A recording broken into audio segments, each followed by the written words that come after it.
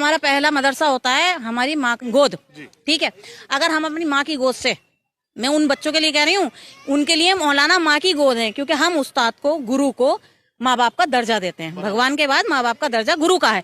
अगर गुरु हमें ये सिखा रहा है कि आप भेदभाव करो, लड़ो, तो कहाँ से शांति होगी? फिर आप यूं कहते हो कि बीजेपी सरकार मुसलमानों के खिलाफ है। बीजेपी सरकार मुसलमानों के खिलाफ नहीं है, बीजेपी सरकार गलत के खिलाफ है। उसमें हिंदुओं, उसमें मुसलमानों, उसे कोई मतलब नहीं, वो कोई भेदभाव नहीं कर रही। सबका विकास, सबको विश्वास, योगी सरकार। अगर आप भी योगी जी के फैन हैं तो इस वीडियो को लाइक कीजिए, शेयर कीजिए, सब्सक्राइब कीजिए। योगी जिंदाबाद।